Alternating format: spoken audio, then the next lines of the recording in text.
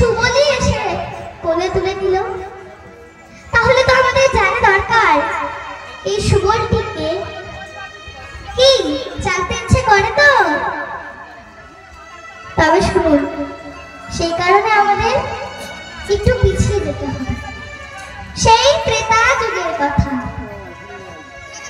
একদিন লঙ্কার রাজা রাবণ বসে বসে ভাবছেন, হায়রে এই এহানো লঙ্কাপুরীতে রামচন্দ্রের সঙ্গে যুদ্ধ করতে করতে আমার সকল সৈন্য নিহত।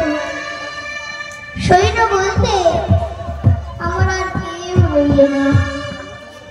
এমন সময় রাবণের ভাই বিভীষণের পুত্র তরণীসেন ছুটতে ছুটতে রাবণের কাছে এসে ডাকছে, জেঠু,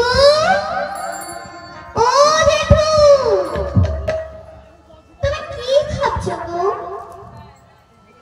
তরণী, আমি কি ভাবছি জানিস?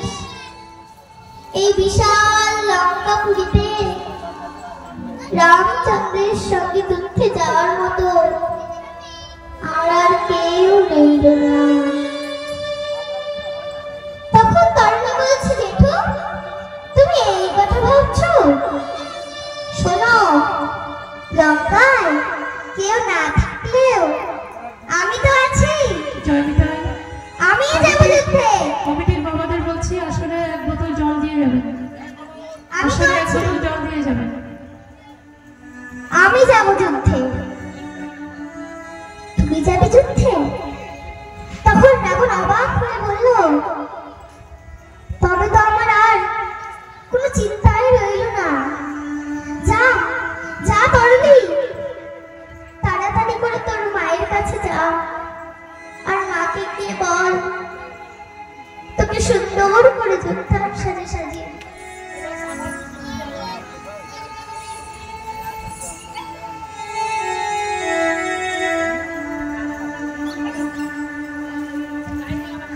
তখন রাবণের এই কথা শোনা মাত্রই ছোট্ট তরুণী ছুটতে ছুটতে মা সরমার কাছে গিয়ে ডাকছে, মা, ও মা, মা গো, একটু শোনো। তখন মা শর্মা বলছেন, কি হয়েছে বাবা, তুই ডাকছিস কেন? মা, আমি প্রভু রামচন্দ্রের সঙ্গে যুদ্ধে যাব মা, তুমি আমায় সুন্দর যোদ্ধার সাথে সাজিয়ে দাও। তরুণী, ইহ জগতে ভগবানের সঙ্গে যুদ্ধে গিয়ে আজ পর্যন্ত কেউ জয়ী হতে পারেনি বাবা। তাই তুই যদি যুদ্ধে যাস, হতে পারে তুইও কোনোদিন ফিরে আসবি না। আর তুই ছাড়া এই জগতে আমার আর কেউ নেই। তোর বাবা, সেও আমায় ছেড়ে চলে গেছে।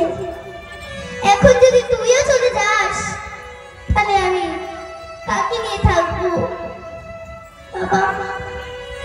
তখন তরুণী বলছে, মা, আমি তো যেটুকু কথা দিয়ে এসেছি, আমার আর কিচ্ছু করার নেই মা, তুমি আমায় যোদ্ধার সাথে সাজিয়ে দাও। তখন মা মুখে কষ্ট নিয়ে বলল, তখন কোলে বসিয়ে সুন্দর করে যোদ্ধার সাথে সাজিয়ে দিলেন। সাজিয়ে দিয়ে আয়না ধরে বলছে, বাবা দেখ তো তোর সাজ কেমন হয়েছে। তখন আয়না ধরে বলছে, মা, আমার সব সাজ সুন্দর হয়েছে মা, যেখানে যে সাজ তুমি সব কিছু বলে